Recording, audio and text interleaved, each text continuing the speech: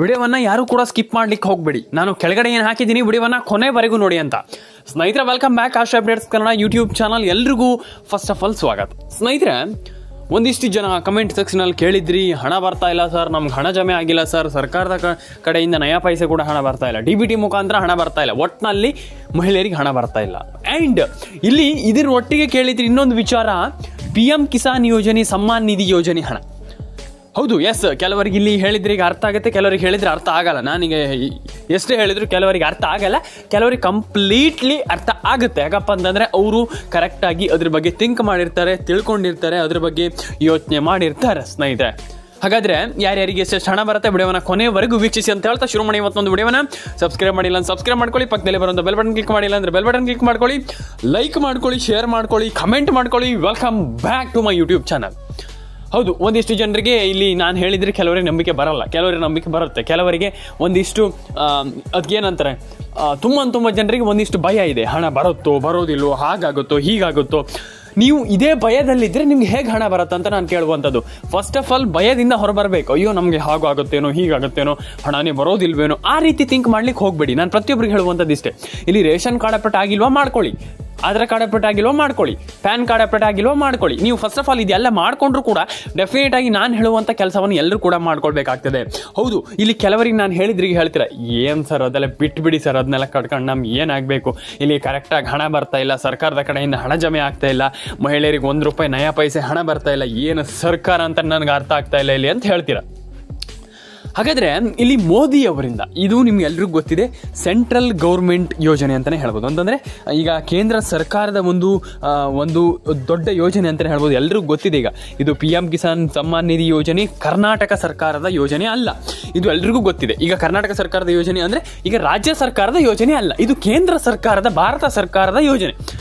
ಅಂದರೆ ಸೀದಾ ಸೆಂಟ್ರಲಿಂದಾನೇ ನಿಮ್ಗೆ ಹಣ ಬರುವಂಥದ್ದು. ಬಂದರೆ ನಿಮ್ಗೆ ಎಲ್ರಿಗೂ ಅಂದರೆ ಹಣ ಬರುತ್ತೆ, ಆದರೆ ನಿಮಗೆ ಕೆಲವರಿಗೆ ಇಲ್ಲಿ ಹಣ ಬರಬೇಕಂತಂದ್ರೆ ಸೀದಾ ಸೆಂಟ್ರಲ್ ಗೌರ್ಮೆಂಟಿಂದಾನೇ ಇಲ್ಲಿ ಹಣ ಬರುವಂಥದ್ದು. ಹೌದು, ಈಗ ಹಾಗಾದರೆ ಸೆಂಟ್ರಲ್ ಗೌರ್ಮೆಂಟಿಂದ ಯಾವಾಗ ಹಣ ಬರುತ್ತೆ? ಇಲ್ಲಿ ಈಗ ಫಸ್ಟ್ ಆಫ್ ಆಲ್ ನೀವು ಕೇಳುವಂಥದ್ದು ಇಷ್ಟೇ, ಅದೆಲ್ಲ ಬಿಟ್ಬಿಡಿ ಸರ್, ಹಣ ಯಾವಾಗ ಬರುತ್ತೆ ಹೇಳಿ. ಈಗ ಇದನ್ನೆಲ್ಲ ಬಿಡಿ, ನಮ್ಗೆ ಹಣ ಯಾವಾಗ ಬರುತ್ತೆ ಒಂದು ಕನ್ಫರ್ಮ್ ಆಗಿರುವಂಥ ಡೇಟ್ ಕೊಡಿ, ನಮ್ಗೆ ಇಂತಿಷ್ಟು ತಾರೀಕಿಗೆ ಹಣ ಬರುತ್ತೆ ಅಂತ ಹೇಳಿ ಸರ್, ನಮ್ಗೆ ಅಷ್ಟೇ ಸಾಕು ಸರ್, ಡೆಫಿನೆಟಾಗಿ ನಾವೆಲ್ಲರೂ ಕೂಡ ಹಣವನ್ನು ಪಡ್ಕೊಳ್ತೀವಿ, ಟೆನ್ಷನ್ ಆಗುವಂಥ ವಿಚಾರ ಇಲ್ಲ ಅಂತ ಹೇಳ್ತಾ ಇದ್ದೀರಾ. ಹೌದು, ಹಾಗಾದರೆ ಯಾರಿಗೆಲ್ಲ ಎಷ್ಟೆಷ್ಟು ಹಣ ಬರುತ್ತೆ ಎಲ್ಲ ಕಂಪ್ಲೀಟಾಗಿ ತಿಳಿಸ್ಕೊಡ್ತಾ ಹೋಗ್ತೀನಿ. ಶುರು ಮಾಡಿ ಇವತ್ತೊಂದು ವಿಡಿಯೋನ. ಅದಕ್ಕೂ ಮುಂಚೆ ನಮ್ಮ ಯೂಟ್ಯೂಬ್ ಚಾನಲ್ಗೆ ಸಬ್ಸ್ಕ್ರೈಬ್ ಮಾಡಿಲ್ಲ ಅಂತ ಸಬ್ಸ್ಕ್ರೈಬ್ ಮಾಡ್ಕೊಳ್ಳಿ, ಪಕ್ಕದಲ್ಲೇ ಬರುವಂಥ ಬೆಲ್ ಬಟನ್ ಕ್ಲಿಕ್ ಮಾಡಿಲ್ಲ ಅಂದರೆ ಬೆಲ್ ಬಟನ್ ಕ್ಲಿಕ್ ಮಾಡ್ಕೊಳ್ಳಿ, ಲೈಕ್ ಮಾಡ್ಕೊಳ್ಳಿ, ಶೇರ್ ಮಾಡ್ಕೊಳ್ಳಿ, ಕಮೆಂಟ್ ಮಾಡ್ಕೊಳ್ಳಿ. ಸ್ನೇಹಿತರೆ, ಶುರು ಮಾಡಿ ಇವತ್ತೊಂದು ವಿಡಿಯೋನ.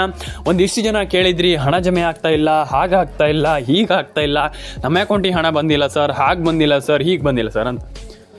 ಹಾಗಾದರೆ ಯಾರ್ಯಾರ ಅಕೌಂಟಿಗೆ ಎಷ್ಟೆಷ್ಟು ಹಣ ಬರುತ್ತೆ, ಯಾರ್ಯಾರ ಅಕೌಂಟಿಗೆ ಎಷ್ಟೆಷ್ಟು ಹಣ ಬರಲ್ಲ, ಯಾರ್ಯಾರ ಅಕೌಂಟಿಗೆ ಹಣ ಬಂದಿದೆಯೋ ಅಥವಾ ಬಂದಿಲ್ವೋ, ಏನು ಕತೆ ಕಂಪ್ಲೀಟಾಗಿ ತಿಳಿಸ್ಕೊಡ್ತೀನಿ. ಅದಕ್ಕೂ ಮುಂಚೆ ನಮ್ಮ ಒಂದು ಯೂಟ್ಯೂಬ್ ಚಾನಲ್ಗೆ ಸಬ್ಸ್ಕ್ರೈಬ್ ಮಾಡಿಲ್ಲ ಅಂತ ದಯವಿಟ್ಟು ಸಬ್ಸ್ಕ್ರೈಬ್ ಮಾಡ್ಕೊಳ್ಳಿ. ಸ್ನೇಹಿತರೆ, ಇನ್ನೊಂದು ವಿಚಾರ, ಸರ್ಕಾರ ಈಗ ಅಂಥವ್ರಿಗೆ ಅಂತ ಏನು ರಿಲೀಸ್ ಮಾಡಲ್ಲ. ಅಂಥವ್ರಿಗೆ ಅಂತಂದರೆ ಏನು ಅಷ್ಟು ಜನರಿಗೆ ಮಾತ್ರ, ಇಷ್ಟು ಜನರಿಗೆ ಮಾತ್ರ, ಇವ್ರಿಗೆ ಮಾತ್ರ, ಅವ್ರಿಗೆ ಮಾತ್ರ ಅಂತ ಭೇದ ಭಾವ ಯಾವತ್ತೂ ಸರ್ಕಾರ ಮಾಡಲ್ಲ. ಹಾಗಾಗಿ ಎಲ್ಲರಿಗೂ, ಇದು ಯಾರೆಲ್ಲ ಇದ್ದೀರಾ, ಈ ಒಂದು ರೈತರಲ್ಲಿ ಎಷ್ಟು ಜನ ಇದ್ದೀರಾ, ಎಲ್ರಿಗೂ ಇದರಲ್ಲಿ ಈಗ ಏನು ಗೊತ್ತಾ, ನಿಮ್ಗೆ ಈ ಏನು ಅಂಥವ್ರಿಗೆ ಮಾತ್ರ ಹಣ, ಇಂಥವ್ರಿಗೆ ಮಾತ್ರ ಹಣ, ಅವ್ರಿಗೆ ಮಾತ್ರ ಹಣ, ಇವ್ರಿಗೆ ಮಾತ್ರ ಹಣ ಅಂತ ಸೀನೇ ಇಲ್ಲ. ಎಲ್ರಿಗೂ ಹಣ, ಪ್ರತಿಯೊಬ್ಬರಿಗೂ ಇಲ್ಲಿ ಸರ್ಕಾರ ಇಲ್ಲಿ ನಿಮ್ಮ ಅಕೌಂಟಿಗೆ ಹಣ ಜಮಾ ಮಾಡ್ತಾ ಇರುವಂಥದ್ದು. ಸರ್ಕಾರ ಯಾವತ್ತೂ ಯಾರಿಗೂ ಕೂಡ ಭೇದ ಭಾವ. ಮತ್ತು ಇನ್ನೊಂದು ವಿಚಾರ ಏನಪ್ಪ ಅಂತಂದರೆ, ಸುಮ್ಮನೆ ಹಣ ಹಾಕದೇ ಇರೋದಿಲ್ಲ, ಖಂಡಿತವಾಗ್ಲೂ ಹಣ ಹಾಕಿ ಹಾಕ್ತಾರೆ, ಡೆಫಿನೆಟಾಗಿ ಹಣ ಜಮೆ ಆಗಿಯೇ ಆಗತ್ತಂತ ಹೇಳ್ತಾ ಸ್ನೇಹಿತರೆ. ಮತ್ತು ಇಲ್ಲಿ ರೇಷನ್ ಕಾರ್ಡ್ ಅಪ್ಡೇಟ್ ಕೆಲವರಿಗೆ ನಾನು ಹೇಳಿದರೆ ಕೆಲವರು ಕೇಳಲ್ಲ. ರೇಷನ್ ಕಾರ್ಡ್ ಅಪ್ಡೇಟ್ ಇದಕ್ಕೂ ಬೇಕಾ ಸರ್? ಗೃಹಲಕ್ಷ್ಮಿ ಯೋಜನೆಗಂತೂ ರೇಷನ್ ಕಾರ್ಡ್ ಅಪ್ಡೇಟ್ ಬೇಕು, ಇದಕ್ಕೂ ಬೇಕಾ? ಗೃಹಲಕ್ಷ್ಮಿ ಯೋಜನೆಗಂತೂ ರೇಷನ್ ಕಾರ್ಡ್ ಬೇಕು, ಮತ್ತೊಂದು ಬೇಕು, ಇನ್ನೊಂದು ಬೇಕಂತ, ಇದಕ್ಕೂ ಬೇಕು. ಇದಕ್ಕೆ ಈಗ ರೇಷನ್ ಕಾರ್ಡ್ ಎಂತಕ್ಕೆ ಇದಕ್ಕೆ ಅಂತ ನೀವು ಕೇಳ್ತೀರಾ? ಖಂಡಿತವಾಗ್ಲೂ ಕೇಳ್ತಾರೆ. ಯಾಕಪ್ಪ ಅಂದರೆ ನಿಮ್ಮದು ಕ್ಯೂರಿಯಾಸಿಟಿ ಇರುತ್ತೆ, ಯಾಕಂತ ನೀವು ಕೇಳುವಂಥದ್ದು. ಹೌದು, ಆದರೆ ಇಲ್ಲಿ ರೇಷನ್ ಕಾರ್ಡ್ ಅಪ್ಡೇಟ್ ತುಂಬ ಇಂಪಾರ್ಟೆಂಟ್, ತುಂಬ ಇಂಪಾರ್ಟೆಂಟ್. ನೀವೀಗ ಕೇಳ್ತೀರಾ ಕೆಲವರಿಗೆ, ಯಾಕೆ ಸರ್ ಯಾಕೆ ಇಂಪಾರ್ಟೆಂಟ್, ಅದು ಯಾಕೆ ಬೇಕಂತ ನೀವು ಕೇಳ್ತೀರಾ. ಹೌದು, ರೇಷನ್ ಕಾರ್ಡ್ ಅಪ್ಡೇಟ್ ಬಗ್ಗೆ ನಿಮ್ಗೆ ಗೊತ್ತಿಲ್ಲ. ರೇಷನ್ ಕಾರ್ಡ್ ಅಪ್ಡೇಟೇ ಇಲ್ಲಿ ಗೃಹಲಕ್ಷ್ಮಿ ಯೋಜನೆ ಹಣ ಆಗಿರ್ಬೋದು, ಪ್ರತಿ ಒಂದಕ್ಕೂ ರೇಷನ್ ಕಾರ್ಡೇ ಬೇಕು. ಹೌದು, ಇಲ್ಲಿ ಕೆಲವರು ಕೇಳ್ತಿರೋವಾಗ ರೇಷನ್ ಕಾರ್ಡ್ ಯಾಕೆ ಸರ್ ಅಂತ. ಇಲ್ಲಿ ನಿಮಗೆ ಗೊತ್ತಿಲ್ಲ, ರೇಷನ್ ಕಾರ್ಡಿಂದ ಎಷ್ಟು ಹೆಲ್ಪ್ ಇದೆ, ತುಂಬ ಜನರಿಗೆ ಎಷ್ಟು ಹೆಲ್ಪ್ ಆಗ್ತಾ ಇದೆ, ರೇಷನ್ ಕಾರ್ಡಿಂದ ಎಷ್ಟು ಜನ ಉದ್ಧಾರ ಆಗ್ತಾ ಇದ್ದಾರೆ ಅಂತ ನಿಮ್ಗೆ ಗೊತ್ತಿಲ್ಲ. ಹಾಗಾಗಿ ನಾನು ಹೇಳ್ತಾ ಇರುವಂಥದ್ದು, ರೇಷನ್ ಕಾರ್ಡ್ ಅಪ್ಡೇಟ್ ತುಂಬ ಇಂಪಾರ್ಟೆಂಟು. ಹೊಸ ರೇಷನ್ ಕಾರ್ಡ್ ಅಪ್ಡೇಟನ್ನು ಮಾಡಿಸ್ಕೊಳ್ಳಿ.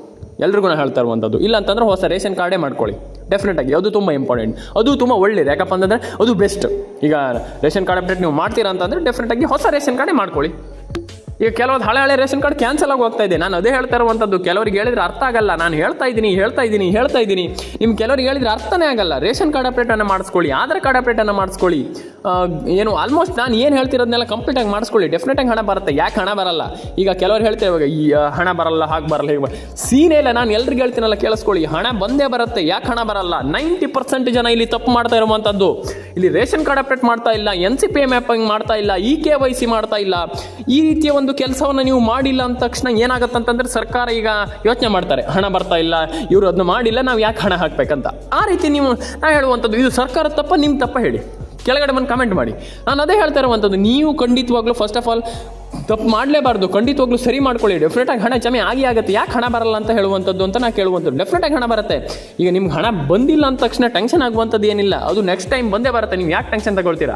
ಹಣ ಜಮೆ ಆಗಬೇಕಂತಂದ್ರೆ ನಾವು ಖಂಡಿತವಾಗ್ಲೂ ಕಂಪ್ಲೀಟಾಗಿ ಸರಿಯಾಗಿ ಕಂಪ್ಲೀಟಾಗಿ ನಾವು ಅದಕ್ಕೆ ಇನ್ವಾಲ್ವ್ ಆಗಬೇಕಾಗ್ತದೆ. ನಾವು ಇನ್ವಾಲ್ವ್ ಅಂತಂದರೆ ನಾವು ಅದ್ರ ಬಗ್ಗೆ ಚಿಂತೆ ಮಾಡಿ ಅದನ್ನು ಸರಿ ಮಾಡಿಕೊಂಡು, ಏನಾದರೂ EKYC ಏನಾದರೂ ಒಂದಿಷ್ಟು ಕೆಲಸಗಳಿದ್ದರೆ ಅದನ್ನು ಸರಿ ಮಾಡಿಕೊಂಡು ಕಂಪ್ಲೀಟಾಗಿ ಕೆಲಸ ಮಾಡಿದರೆ ಡೆಫಿನೆಟಾಗಿ ಹಣ ಬರುತ್ತೆ. ನೀವು ಯಾಕೆ ಹಣ ಬರಲ್ಲ ಅಂತ ಹೇಳುವಂಥದ್ದು, ಡೆಫಿನೆಟಾಗಿ ಹಣ ಬರುತ್ತೆ.